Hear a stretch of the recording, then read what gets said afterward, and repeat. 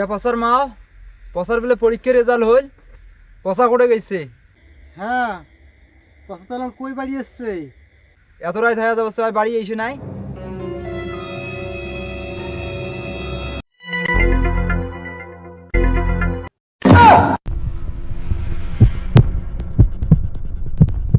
পসা হ্যাঁ আব্বা। বাবা তোর বলে পরীক্ষার রেজাল্ট হল, হ্যাঁ হয়েছে। তুই কুড়ে? তো মুই তো পরীক্ষা ফেল করছো, মুই ঢাকা যাই আজকে।